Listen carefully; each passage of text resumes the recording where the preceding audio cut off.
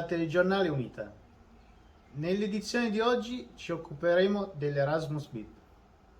BIP è un acronimo che sta per Blended Intensive Program.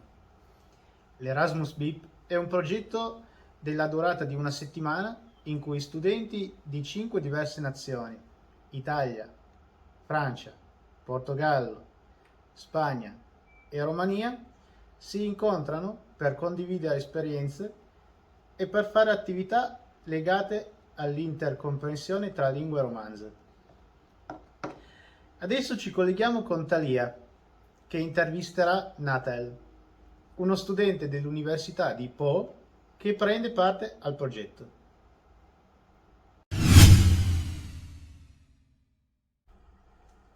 Muchas gracias, Luigi.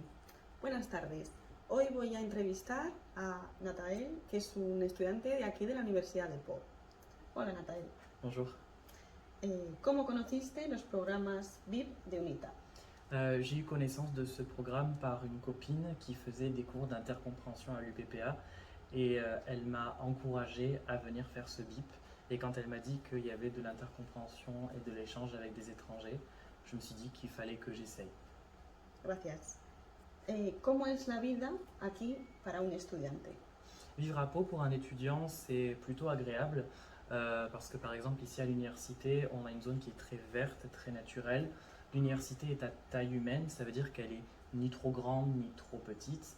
Et la vie en général est assez bien pour les étudiants parce que c'est une ville qui bouge, qui est assez active. C'est pas une ville qui dort. Voilà. Entonces, en tu tiempo libre, ¿tienes algún hobby? ¿Te has apuntado a algún club de deporte? ¿Visitas los Pirineos? ¿Algo así? Oui, quand j'ai du temps libre, je m'occupe en général avec de la marche. J'aime beaucoup marcher dans Pau, aller dans les parcs naturels parce qu'il y a beaucoup de parcs à Pau et aux alentours. Et sinon, quand j'ai l'occasion, j'adore faire de la randonnée dans les Pyrénées, j'y suis allé beaucoup de fois. Gracias. Según tu experiencia, ¿recomendarías a otros alumnos que nos puedan estar viendo venir aquí a la Universidad de Po y a los programas UNITA? Oui, de par mon expérience, oui, je recommanderais à tous les étudiants qui voudraient venir à l'étranger de venir à l'université de Pau pour les séminaires UNITA parce que c'est vraiment très agréable et si on se sent un peu timide à l'idée d'aller dans une très grande ville à l'étranger, Pau justement c'est une ville où il y a toutes les activités d'une grande ville mais dans une petite ville. Voilà. Muchas gracias. Y con esto acabamos la entrevista a Nathael, os devolvemos la conexión. Grazie Thalia per il servizio. Adesso do la linea a Rebecca, che ci illustrerà l'Università di Po e la sua città. Studenții de la universitățile partenere au venit într-un loc frumos denumit Po. Orașul Po este renumit pentru biserica sa, Biserica Saint-Martin, catolică, dar este renumit și pentru castelul său, castelul din Po, unde s-a născut Henri IV. Impresionante sunt camerele, dar și tapiseria castelului. Parcurile sale sunt de asemenea recunoscute pentru că sunt foarte liniștite. De asemenea, studenții de la universitățile partenere au vizitat Universitatea din Po, dar și biblioteca, campusul, grădinile și au descoperit multe aspecte interesante. Programul BIP este o ocazie, o oportunitate de a ne cunoaște, de a ne transmite cultura, limba și de a descoperi oameni, de a descoperi ceea ce ne unește, unitatea și pe noi înșine. Grazie Rebecca.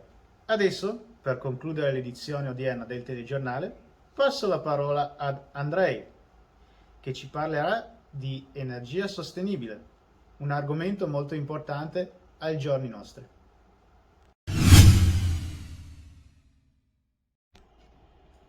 Dacă vorbim despre energie circulară, este important să menționăm și principalele surse de energie ale Franței. Acestea sunt energie eoliană, energie solară și energie marină. Energia eoliană se obține prin transformarea energiei cinetice a vântului în energie electrică prin mișcarea rotorului unei eoliene. În anul 2023, Franța este pe loc secund în Europa la producția energiei solare, consumând anual 11 gigawatts. Energia solară se obține prin transformarea energiei fotonice a Soarelui în energie electrică prin celule fotovoltaice din siliciu. În Europa, Franța este primul stat în producția energiei solare, consumând peste 20 de gigawatts. Energia marină se obține prin transformarea energiei cinetice a mării în energie electrică prin rotirea unor pale subacvatice. Franța, în Europa, ocupă primul loc în producția de energie marină, încă din anul 1966, consumând anual peste 500 de gigawatts-oră. Cari telespettatori, grazie per la vostra attenzione. Buona serata, buenas tardes, buonasera.